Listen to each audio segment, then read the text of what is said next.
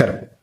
ഇസ്രായേലിനകത്ത് ബങ്കറുകൾ ഇപ്പോൾ മരണക്കെണിയാവുകയാണ്. വളരെ പ്രധാനപ്പെട്ട ഒരു വാർത്ത അന്താരാഷ്ട്ര മാധ്യമങ്ങൾ ഇപ്പോൾ പുറത്തുവിട്ടിട്ടുണ്ട്. കഴിഞ്ഞ ദിവസം ഒരു ഇന്ത്യയിലെ ഒരു ഇന്ത്യൻ മാധ്യമ പ്രവർത്തകൻ അദ്ദേഹം ഇസ്രായേലിനകത്തെ അനുഭവങ്ങൾ അദ്ദേഹം വ്യക്തമാക്കിയിരുന്നു. അവർ പല വിഷയങ്ങളും മറച്ചു വെക്കുകയാണ്.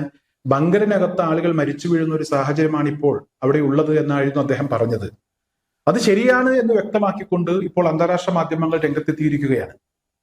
ഇന്നലെ ടെല്ലവീവിൽ ഉണ്ടായ ആക്രമണത്തിൽ ഇവിടെ ഇസ്രായേൽ പ്രധാനമന്ത്രി ഉൾപ്പെടെയുള്ള പ്രമുഖരായിട്ടുള്ള ആളുകൾ ഒളിവിൽ പോകുന്ന അവരുടെ ബങ്കർ തകർന്ന് തരിപ്പണമായിട്ടുണ്ട്. അതായത് ഇവിടെ മറ്റുള്ള ആളുകളെ മെക്കിട്ട് കയറുക, എന്നിട്ട് അവരുടെ ജീവൻ രക്ഷിക്കുന്നതിന് വേണ്ടി മാളത്തിൽ പോയി ഒളിക്കുക എന്നുള്ളത് പതിവാണ്. ഇത്തരത്തിൽ അവർ ഒളിക്കുന്ന മാളങ്ങൾ ഇപ്പോൾ സുരക്ഷിതമല്ല. അതിനകത്ത് കുടുങ്ങുന്ന ആളുകൾ അത് വലിയ മരണക്കെണിയായി മാറുകയാണ് എന്നതാണ് ഏറ്റവും പ്രധാനപ്പെട്ട വാർത്ത. ഇസ്രായേൽ ഇങ്ങനെ പുറത്തുനിന്ന് നമ്മൾ കാണുന്ന ഇസ്രായേൽ പോലെ തന്നെ അവർക്ക് ഭൂമിക്കടിയിൽ സംവിധാനങ്ങളുണ്ട്. 100 മീറ്റർ കനമുള്ള കോൺക്രീറ്റ് ഭിത്തിയാണ് മുകളിലുള്ളത്. അത്തരത്തിലുള്ള കോൺക്രീറ്റ് ബങ്കറുകളാണ്, അറകളാണ് ഇവിടെ ഭൂമിക്കടിയിൽ. ഇത് അവർ ജീവൻ രക്ഷിക്കുന്നതിന് വേണ്ടി അത്തരത്തിലുള്ള അറകളിൽ കയറി ഇരിക്കുന്നത് കൊണ്ടാണ് പലപ്പോഴും അവിടെ മരണങ്ങൾ കൂടുതൽ സംഭവിക്കാതിരിക്കുന്നത്. ഇതെല്ലാവർക്കും അറിയാവുന്ന കാര്യമാണ്. പക്ഷെ ഇപ്പോൾ ആ ബങ്കറുകൾ സുരക്ഷിതമല്ല, അതൊരു മരണക്കെണിയായി മാറുകയാണ്. ആളുകൾ തിക്കും തിരക്കും കൂട്ടി പ്രശ്നങ്ങൾ ഉണ്ടാകുന്ന സാഹചര്യമുണ്ട്. അതിനപ്പുറം ഇറാൻ വിക്ഷേപിക്കുന്ന മിസൈലുകൾ ചെന്ന് പതിക്കുമ്പോൾ ഈ ബങ്കറുകൾ തവിട് പൊടിയാവുകയാണ്. ഈ ബങ്കറുകൾ ഒട്ടും സുരക്ഷിതമല്ലാത്ത ഒരവസ്ഥയിലേക്ക് പോവുകയാണ്. അതേസമയം ഇറാനകത്തും ഇത്തരത്തിലുള്ള ബങ്കറുകളുണ്ട്. അവർ പിടിച്ചു നിൽക്കുന്നതിന് വേണ്ടി മാത്രമാണ് ഇത്തരത്തിലുള്ള ബങ്കറുകൾ അവർ നിർമ്മിച്ചിരിക്കുന്നത്. വ്യാപകമായി ബങ്കറുകളൊന്നുമില്ല. പ്രത്യേകിച്ച് അവരുടെ ഭൂമിക്കടിയിലുള്ള അവരുടെ മിസൈൽ സിറ്റി, അതുപോലെ തന്നെ അവരുടെ മറ്റ് ആയുധങ്ങളൊക്കെ ഒളിപ്പിക്കുന്നതിന് വേണ്ടിയാണ് അവർ ബങ്കർ നിർമ്മിച്ചിരിക്കുന്നത്. അത് വലിയ കോൺക്രീറ്റ് ഭിത്തി കൊണ്ടുള്ള വലിയ സംരക്ഷണ കവചം അത്തരത്തിലുള്ള ബങ്കറുകൾക്കുണ്ട്. അതിനകത്ത് അവരുടെ മിസൈൽ സിറ്റി പ്രവർത്തിക്കുന്നുണ്ട്. ഇറാൻ അത് വളരെയധികം ഗുണം ചെയ്യുന്നു എന്നുള്ളതാണ്. ഇപ്പോഴത്തെ സാഹചര്യത്തിൽ ഇസ്രായേലിന്റെ ഏറ്റവും വലിയ ബോംബുകൾ പോലും അതിന് മുകളിൽ വർഷിച്ച് ആ ബങ്കറുകൾക്കൊന്നും സംഭവിക്കുന്നില്ല. ഇപ്പോൾ ഇറാൻ പിടിച്ചു നിൽക്കുന്നത് അത്തരത്തിലുള്ള ബങ്കറുകൾക്ക് നിന്നുള്ള മിസൈലുകൾ ഉപയോഗിച്ച് ഇവിടെ ഇസ്രായേലിനെ ആക്രമിച്ചുകൊണ്ടാണ്. അവരുടെ മറ്റ് മിസൈലുകൾ വിക്ഷേപിക്കാവുന്ന സംവിധാനങ്ങളും മിസൈൽ സിറ്റികളും ഒക്കെ ഇവിടെ ഇസ്രായേലും അമേരിക്കയും തകർത്തു കളഞ്ഞു എന്ന വാർത്തകൾ കഴിഞ്ഞ സമയത്തൊക്കെ പുറത്തു വന്നിരുന്നു. ആ പ്രശ്നം, ആ കുറവ് പരിഹരിക്കുന്നതിന് വേണ്ടി ഇവിടെ ചൈന അവർക്ക് ആവശ്യമായ സംവിധാനങ്ങൾ എത്തിച്ചുകൊണ്ടിരിക്കുന്നു. 2 കപ്പലുകൾ പുറപ്പെട്ടു എന്ന വാർത്തയും പുറത്തു വരുന്നുണ്ട്. എന്തായാലും ഭൂമിക്കടിയിൽ അവർ സൂക്ഷിച്ചിട്ടുള്ള മിസൈലുകൾ വെച്ച് ഇസ്രായേലിനെയും അമേരിക്കയെയും നേരിടുകയാണെങ്കിലും 6 മാസം വളരെ ശക്തമായി തന്നെ ഇവരെ ആക്രമിക്കാൻ കഴിയുന്ന സംവിധാനങ്ങൾ അവരുടെ പക്കലുണ്ട് എന്ന് അവർ അവകാശപ്പെടുകയാണ്. അതവരിങ്ങനെ പ്രവർത്തിച്ചു കാണിച്ചു കൊണ്ടിരിക്കുകയാണ്. അതേസമയം ഇസ്രായേലിനകത്ത് മറ്റുള്ള ആളുകളെ മെക്കിട്ട് കയറി പോയി ഒളിക്കാൻ വേണ്ടി അവർ നിർമ്മിച്ചിട്ടുള്ള ബങ്കറുകൾ മരണക്കെണിയാകുന്നു എന്ന വാർത്തകളും പുറത്തു വരുന്നു. വളരെ പ്രധാനപ്പെട്ട മറ്റൊരു വാർത്ത കൂടെ ഇപ്പോൾ ഇവിടെ മാധ്യമങ്ങൾ പുറത്തുവിട്ടിട്ടുണ്ട്. അതായത് അമേരിക്കൻ പ്രസിഡന്റ് ഡൊണാൾഡ് ട്രംപ് ഇസ്രായേലിനെ അസഭ്യം പറഞ്ഞു എന്നൊരു വാർത്തയാണ്. അല്ലെങ്കിൽ അമേരിക്കയുമായി ബന്ധപ്പെട്ട് നിൽക്കുന്ന അമേരിക്കയുടെ പ്രസിഡന്റിന്റെ ഒരു പ്രതിനിധി ഇസ്രായേലിനെ അസഭ്യം പറഞ്ഞു എന്ന ഒരു വാർത്ത പുറത്തു വരികയാണ്. അതായത് കഴിഞ്ഞ ദിവസം ഇറാനിലെ എണ്ണ സംഭരണശാലകൾക്ക് നേരെ ഇവിടെ ഇസ്രായേലിന്റെ ഭാഗത്തു നിന്ന് ആക്രമണം ഉണ്ടായിരുന്നു. ഇത് വ്യാപകമായി കത്തുകയും കറുത്ത പുക ഇവിടെ ആകാശത്തേക്ക് ഉയരുകയും പിന്നീട് കറുത്ത മഴ പെയ്യുകയും ഒക്കെ ചെയ്തിട്ടുണ്ട്. ഈ ആക്രമണം ആവശ്യമില്ലാത്തതായിരുന്നു. ഇത് സാധാരണക്കാരെ ബുദ്ധിമുട്ടിക്കുന്നതിന് വേണ്ടിയാണ് ഇസ്രായേൽ ഇത് ചെയ്തത് എന്നാണ് ട്രംപ് പറയുന്നത്. അതായത് സാധാരണക്കാരിൽ എണ്ണവില കൂടുമെന്നുള്ള ഒരു ഭീതി ജനിപ്പിക്കുക, എണ്ണയ്ക്ക് ക്ഷാമം ഉണ്ടാകുമെന്നുള്ള ഭീതി ജനിപ്പിക്കാനേ ഈ ആക്രമണം ഉപകരിക്കുകയുള്ളൂ. ഇറാനിലെ ഒരു വിഭാഗം ആളുകൾ അമേരിക്കയുടെയും ഇസ്രായേലിന്റെയും ഒക്കെ കൂടെയുണ്ട്.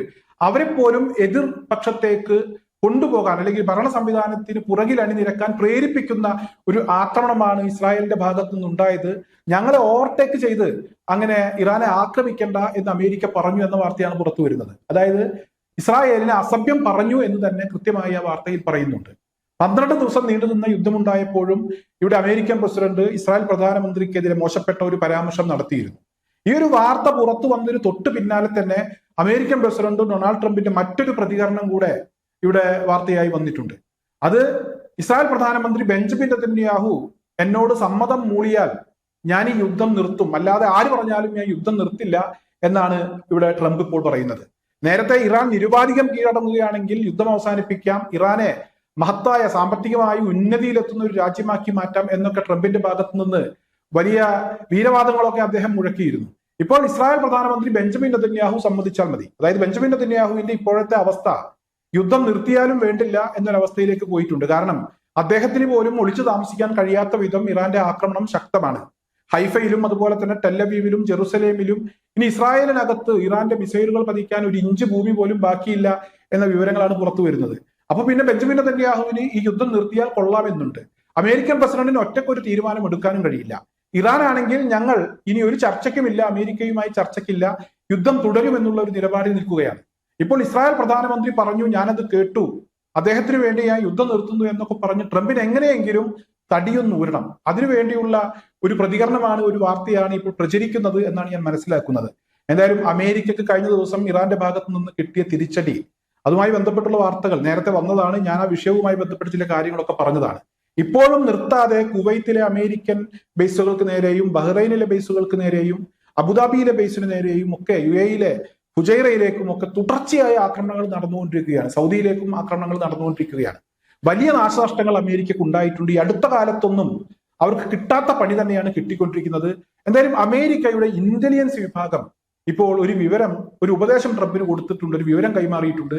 അതായത് എങ്ങനെ ആക്രമിച്ചാലും ഇറാനിൽ ഒരു ഭരണമാറ്റം സാധ്യമല്ല, അതൊരിക്കലും നടക്കില്ല എന്നുള്ള ഒരു വിവരമാണ് ഇവിടെ അമേരിക്കൻ പ്രസിഡന്റ് ട്രംപിന് കൈമാറിയിട്ടുള്ളത്. ഈ മുജ്തബ ഖംനായി എന്ന് പറയുന്ന മനുഷ്യൻ പിതാവിനേക്കാൾ കടുപ്പക്കാരനാണ്. അദ്ദേഹം ഇവിടെ ആ അധികാര സ്ഥാനത്ത് എത്തിയതിനു ശേഷം അമേരിക്കക്ക് കിട്ടുന്ന തിരിച്ചടികൾ ചെറുതല്ല. എന്തായാലും ഇവിടെ അവരുമായി ഭരണം മാറാം എന്ന രീതിയിൽ ഒരു ഏറ്റുമുട്ടൽ നടത്തിയിട്ട് ഒരു കാര്യവുമില്ല എന്നുള്ള വളരെ പ്രധാനപ്പെട്ട ഒരു വിവരം ട്രംപിന് കൈമാറിയിരിക്കുകയാണ്. മാത്രമല്ല ഇവിടെ വലിയ തിരിച്ചടികൾ നേരിടുന്നു എന്നൊരു തിരിച്ചറിവും അമേരിക്കക്ക് ഉണ്ടായിരിക്കുകയാണ്. അപ്പോൾ ഇനി എങ്ങനെയെങ്കിലും യുദ്ധം നിർത്തണം, അതിനു വേണ്ടിയുള്ള ചില കോപ്രായങ്ങളും കാട്ടിക്കൂട്ടലുകളും ഒക്കെ അമേരിക്ക നടത്തിക്കൊണ്ടിരിക്കുന്നു. ഇസ്രായേലിന്റെ ഭാവി അല്ലെങ്കിൽ വല്ലാത്ത ഒരു അവസ്ഥയിലേക്ക് പോകുമെന്നുള്ള ഒരു തിരിച്ചറിവ് അമേരിക്കക്ക് ഉണ്ടായിട്ടുണ്ട്. ബെഞ്ചമിൻ നെതന്യാഹുവിന് ആ തിരിച്ചറിവ് ഉണ്ടായിട്ടുണ്ടോ എന്നറിയില്ല. എന്തായാലും തിരിച്ചറിഞ്ഞാൽ അദ്ദേഹത്തിന് നല്ലത് എന്ന് മാത്രമാണ് ഈ അവസരത്തിൽ നമുക്ക് പറയാൻ കഴിയുന്ന കാര്യം.